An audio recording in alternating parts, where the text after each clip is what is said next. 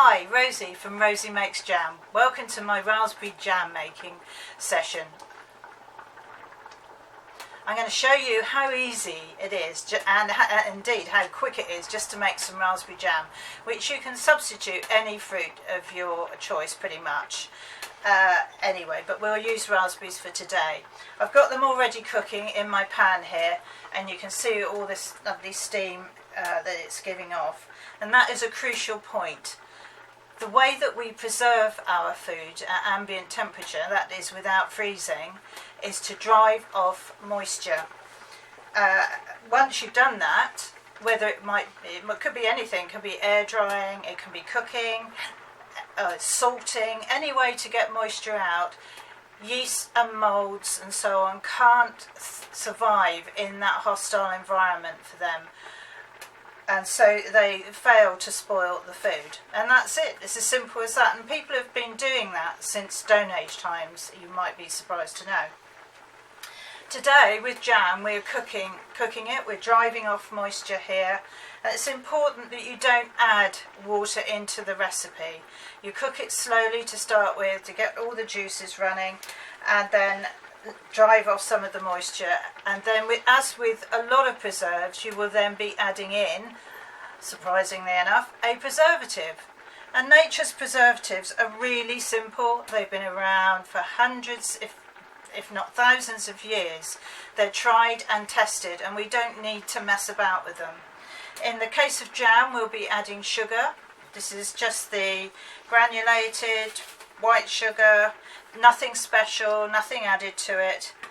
If you were making chutneys or other pickles, you might add vinegar and or salt. So you might use all of these three in any combination, but today we're just using the sugar. Now the sugar is equal to the amount of fruit that you started with, so weigh your fruit and then you have an equal amount of sugar. If you're a beginner, don't start messing about with the quantities of the sugar because it is the preservative, and if you keep taking sugar out you will eventually have to refrigerate it, and what we're about here is making food that will keep at room temperature. So we've got our fruit there. We're going the 4 or 5 things that you need for really good jam. First, you need really fresh fruit. I mainly use frozen fruit for that reason, because it's either frozen on the farm or very quickly after picking. As soon as fruit is picked, the pectin level in it starts to drop. The pectin is a starch essentially in all plant cells, and fruit has a high level of pectin in most cases, which can be utilised to create the set. And I always say that the making jam is more like a chemistry lesson than cooking. So you've got the pectin, you've got the fresh fruit with the pectin in it. You've got acid, some in the fruit, and we're going to add some more acid from a lemon. And if you're a beginner, again, add the juice of a lemon per kilo of fruit, and then that will be on the safe side for you. You're going to add the sugar, the preservative, and then you're going to add heat, and quite a lot of heat, and that's where most beginners get scared and turn it down, and you end up evaporating more and more liquid, and you end up with this sort of fruity glue, which isn't particularly nice. So I'm just going to cut the lemon in half and squeeze the juice. I have a kilo of fruit in the pan. You can make any amount. As long as you weigh your fruit, you will add the same amount of sugar, so you can't really go wrong with that. Just squeezing that, so you can just make a little bit, little and often. It doesn't take very long, and then you end up with a nice variety of different flavours, and not just one huge great fruit farm pick your own, where you've got kilos of fruit and it all ends up the same. So we'll pour in our lemon juice, that goes in. Stir it around, and it's all nice and soft now and ready to go. Right, I'm going to lift the pan off to do this bit. literally lift it down and add your sugar. And that can all go in one go, like that. And then give it a stir off the heat. At this point you can hear it, you can feel it. It's gritty and noisy. You can probably hear that really well. It will change the colour of the contents of the pan. It will darken, it will look glossy, and it will smell different as well. Up to now it smelled lovely and sort of fruity, and it still smells lovely, but it is a different sort of sugary smell, which isn't you know, to be unexpected. Right, we're going to lift that back on, and we're going to keep stirring now until the sugar is dissolved. If you don't stir it, you will leave crystals of sugar in the jam, which later on could grow into bigger crystals, and the jam becomes sort of crunchy, which isn't, it won't hurt you, but it's not particularly pleasant. So we need to get that sugar so that it's all smooth. I'm going to turn the heat back up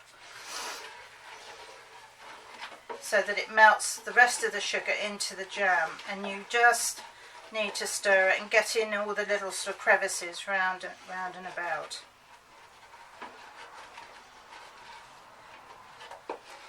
If you're tempted to pay more and use the jam sugars and preserving sugars, the jam sugar has added pectin in it, and it will give you a more certain set, but it is a different sort of jam, I think, and it's a different method, so make sure that you follow the instructions on the packet of sugar. I like to use beet sugar, which is produced in this country from sugar beet, but beet sugar or sugar cane, it doesn't matter, it will do the same job. I can't feel that or hear it anymore, so now I'm going to leave it alone. I'm going to just let it come back up to the boil, and we'll create what's called the rolling boil. Now don't tell me that you can't have a go at this because you haven't got the equipment, or you need a special pan and all of this sort of thing. It's great if you're doing a lot to get the proper pan because it evaporates the moisture much more quickly. But if you haven't got that pan, use the biggest one you've got. This has got a straight side. It will just take a few minutes longer to actually get to the point we've got to. And make sure that you don't fill it more than a third full of fruit, otherwise you'll find that it may boil over. But just use the biggest pan you've got. You need a spoon, you need a knife, a lemon squeezer, and you're good to go. So you can really get going straight away. We're going to leave this now until it comes up to the boil, and we'll come back to it in a moment.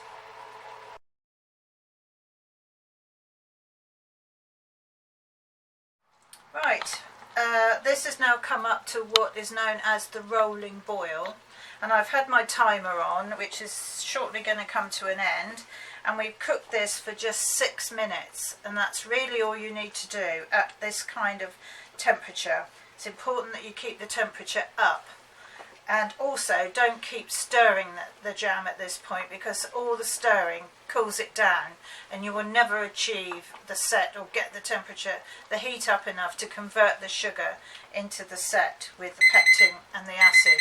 There's my timer,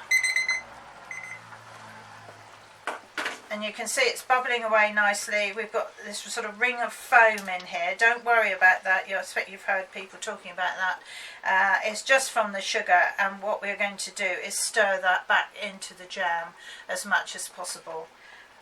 So what I'm going to do now is just put a little bit on this saucer. I haven't put it in the freezer or anything like that. It's just cold, because I found if you put it on a really cold saucer, then you end up with condensation and you'll never be able to test the jam properly.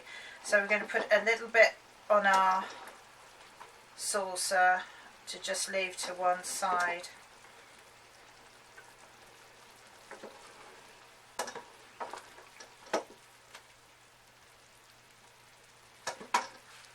Yeah.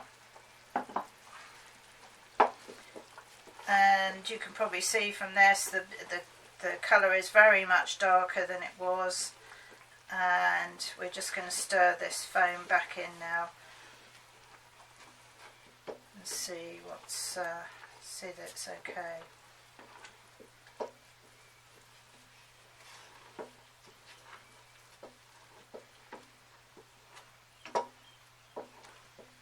And do that quite vigorously, don't need to be gentle with it. Okay, I'm going to lift it off. I've got my jars here already.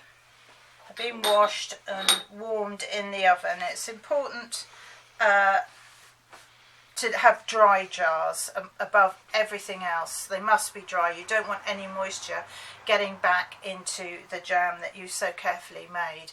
So just be sure that when you've washed them and you've dried them in the oven that they are truly dry. So I'm going to get them sort of close enough in so we can start filling in a minute. I'm just going to stir that another couple of times, and you can see the lovely glossy colour of it, and it smells like jam now.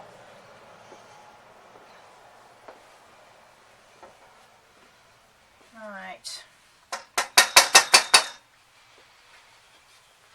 just put this out of the way,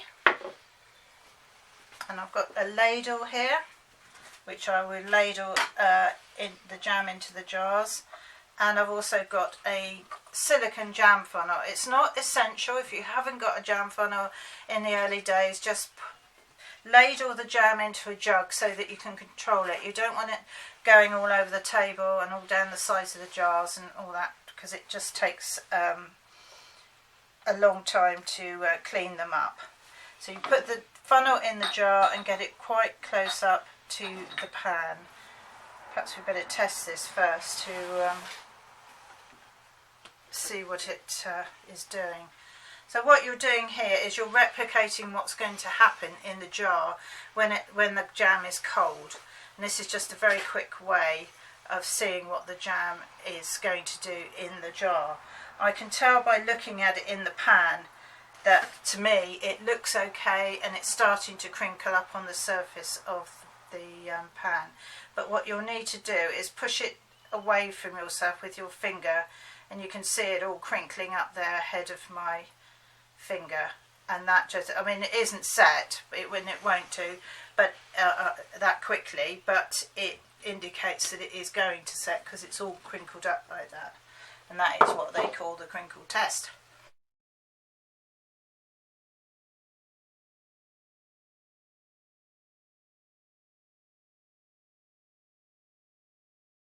I can see it all crinkling up on the surface of the pan as well, which seems amazing when it's so blisteringly hot. But then you're just going to ladle in until the jam comes up to literally to the top of the jar. It must be full, because the jam will shrink as it cools and it will form a gap at the top of the jar, which will be a vacuum, and that is why you will be able to keep this for years and years should you need to.